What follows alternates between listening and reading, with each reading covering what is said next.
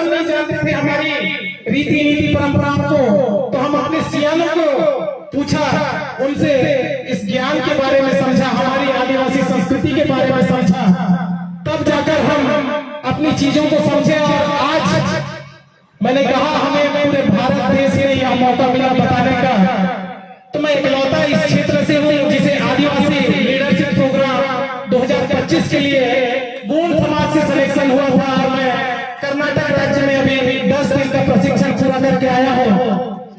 तो ये सौभाग्य है हमारे समाज के लिए कि हमको ऐसा मंच मिल रहा है और ऐसे युवा तैयार हो रहे हैं। आगामी समय में हम और कोशिश करेंगे हमारे बहुत सारे युवा ऐसे मंचों में हमारे समाज का नाम रोशन करें, हमारे क्षेत्र का नाम रोशन करें और हमारे बस्तर का नाम रोशन करें। अब इसके पश्चात 13 नवंबर को पुनः मुझे हमारे गोंड समाज का प्रतिनिधित्व करने के लिए जमशेदपुर टाटा नगर में बुलाया गया है। तो ये भी बहुत बड़ी मेरे लिए गर्व की बात है, मेरे लिए इसलिए गर्व की बात है क्योंकि मुझे ये सम्मान मेरे समाज ने दिया। तो मैं इस समाज का बहुत बहुत सम्मान करता हूँ। आज बड़े सौभाग्य की बात है कि हम युवाओं को ऐसा मंच मिला। बहुत बहुत बड़े बड़े मंच होते हैं जहाँ हम जैसे युवाओं को बोलने का अवसर नहीं मिलता है, लेकिन ये जो समाज है, हमारा समाज गोंडवाना समन्वय समिति, जिसके बदौलत मैं यहाँ बोल पा रहा हूँ, निश्चित रूप से इस समाज से जब मैं जुड़ा तब से अब मैं जहां भी रहता हूं, जिस भी जगह रहता हूं, हमारे लोग हमको मिल जाते हैं और जो भी समस्याएं होती है उसका समाधान तुरंत ही हो जाता है। आपने सुना है हमारे जेठुराम मरकाम सरपंच जी हैं, वो टिमरापा हॉस्पिटल में हमेशा मरीजों को लेकर जाते रहते हैं और पूछते हैं ब्लड के लिए। तो हमने अपने हमारे क्षेत्र के लोगों के लिए ब्लड कम्युनिटी करके हम ऑर्गेनाइजेशन उसको रन करता हूं मैं स्वयं, और जिसको भी ब्लड की जरूरत पड़ती है हम पूरा कोशिश करते हैं उनको दिलाने के लिए। ये सक्षम हुआ है हमारे समाज के लोगों के द्वारा। हम जगदलपुर में रहते हैं, हमारा गोंडवाना समाज के युवाओं का एक वहां पुनः हमने एक संगठन का निर्माण किया है और वहां बहुत सारे हमारे जगदलपुर देवरापाल हॉस्पिटल के हमारे सहयोगी भी जुड़े हुए हैं। तो ये सब चीज पॉसिबल क्यों हो पा रहा है? क्योंकि हम अपने समाज से जुड़े हुए हैं। इसलिए मैं समस्त युवाओं से आग्रह करना चाहूंगा कि आप ऐसे कार्यक्रमों में मानरी डांस, हमारे जो रिकॉर्डिंग डांस होते हैं, ये सब देखने को बताइए। आप अपनी परंपरा संस्कृति को समझिए, हमारे रीति रिवाजों, हमारे पुरखों को समझिए। उन्होंने कितना मेहनत किया, गुंडा दल ने भीमकाल विद्रोह किया, बिरसा मुंडा जी ने उलगुलान आंदोलन किया। इस प्रकार के आंदोलन के पश्चात ही हम आज इस जगह पर खड़े हुए हैं। हमारे बीच हमारे समाज के तिरुमल राम नेताम सर है, उन्होंने एक पुस्तक लिखा है लेकिन उसके बारे में कोई नहीं जान रहा।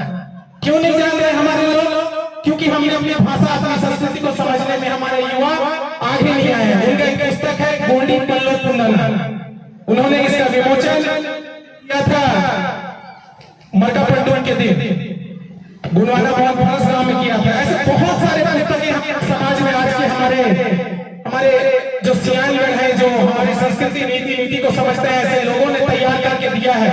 भूम गोटुल तुंदना, राष्ट्र निर्माण में आदिवासी, ऐसे बहुत सारी पुस्तकें हैं। मैं समस्त युवाओं से आग्रह करूंगा, आई want to say, I would like to something say you, because अभी हमारे मामा जी हैं, उन्होंने शिक्षा व्यवस्था पर कहा था, हमको शिक्षा व्यवस्था पर भी कहना चाहिए। मैं इंग्लिश में इसलिए कहा क्योंकि हम युवा समाज से जुड़कर इतने शिक्षित हो सकते हैं कि जो पश्चिमी देश की भाषाओं को भी बोल सकते हैं, लेकिन समस्या क्या है, अपनी भाषा को हम नहीं बोल पाते हैं। तो ऐसी पुस्तकें हमारे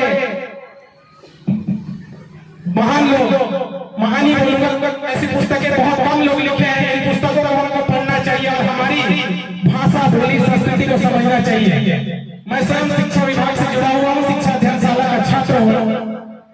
अगर बच्चे को अपनी मातृभाषा में जब आप शिक्षा दोगे तो बच्चा सबसे ज्यादा इंटेलिजेंट होगा। लेकिन हमारी शिक्षा व्यवस्था में हमारी मातृभाषा गोंडी ही नहीं है। ये सबसे बड़ी दुर्भाग्य की बात है। और मैं खुद बोलूंगा, मेरे घर के मेरे माता पिताओं ने मुझे गोंडी में बात नहीं किया। लेकिन गोंडी सीखने में मुझे बहुत समस्याएं हो रही है। इसका कारण क्या है? हम अपने समाज को, अपने ज्ञान को हस्तांतरित नहीं कर रहे हैं। इसीलिए आज हमारे जो युवा साथी हैं वो कहीं ना कहीं हमारे समाज से छूट जा रहे हैं, जिसको हमें जोड़ना होगा। क्योंकि भविष्य में अगर कहीं हमारी संस्कृति, नीति और हमारी भाषा बोली खत्म हो गई तो हम स्वयं खत्म हो जाएंगे। इतनी सारी वेशभूषाओं का धारण करने के बाद भी हमारे पास कोई सबूत नहीं होगा कि हम अपने आप को आदिवासी कहें, क्योंकि भाषा विलुप्त हो जाएगी तो आप स्वयं विलुप्त हो जाओगे। इसीलिए मैं इस मंच के माध्यम से कहना चाहूंगा कि अपनी भाषाओं के संरक्षण में समस्त युवा साथी भी महत्वपूर्ण योगदान दे रहे हैं। हम स्वयं आज पुस्तकों को खरीदकर अपनी भाषा बोली को सीखने का प्रयास कर रहे हैं। और मैं ज्यादा कुछ नहीं कहना चाहूंगा क्योंकि समय की भी काफी कमी है। हम लोग जंगल जमीन की बात करते हैं, बहुत सारी चीजों के लिए मुझे बोला गया संविधान के ऊपर भी हमारे है, वो बोलेंगे संविधान कैसा कानून, CFR, ये सब चीज बहुत बड़े बड़े पड़ते हैं जिनके ऊपर हमको काम करना चाहिए। हमारे सीएम हमको मार्गदर्शन करेंगे, लेकिन काम हम युवाओं को करना है। वो हमारे मार्गदर्शक है, वो हमें उस रास्ते पर लेकर चलेंगे, लेकिन चलने का काम हमारा है। इसलिए मैं बार बार इस मंच से आग्रह कर रहा हूँ हमारे साथियों से कि आप आइए, समाज से जुड़िए। समाज आपको बहुत कुछ देगा, कभी आपको खाली नहीं छोड़ेगा समाज। क्योंकि मैं इसका स्वयं उदाहरण हूँ। आज मैं जहां भी जाता हूँ, जिस भी जगह जाता हूँ, 23 राज्य में हमारे आदिवासियों से हमारा कांटेक्ट है। नागालैंड, मणिपुर, मिजोरम, असम, मेघालय, सब क्षेत्र में हमारे दोस्त हैं। हमारे आदिवासी समाज से काम करने वाले हमारे युवा साथी हैं। वो कैसे बने? इसी समाज के बदौलत बने मेरे दोस्त। तो मैं साथियों से आग्रह करूंगा आप स्वयं आए और दो शब्द मेरे गुजरात का दोस्त है, भील आदिवासी से आता है, उसका गाया हुआ गीत है। उन्होंने कहा था मुझे, जब भी आपके क्षेत्र में होगा कभी इस गीत को गुनगुना दीजिएगा। तो एक सुंदर सा गीत है हमारे जंगल जमीन को लेकर। जंगल की बातें हो, मिट्टी की बातें हो, हक की लड़ाई में हम तेरे साथी हो। जंगल की बातें हो, मिट्टी की बातें हो, हक की लड़ाई में हम तेरे साथी हो। रुकना नहीं, तू झुकना नहीं, गुंडा दूर के है वंशज, तू डरना नहीं। जंगल की बातें हो, मिट्टी की बातें हो, हक की लड़ाई में हम तेरे साथी हो। बहुत बहुत धन्यवाद आपका मुझे मंच दिया बोलने के लिए। आप सभी को सेवा जोहार।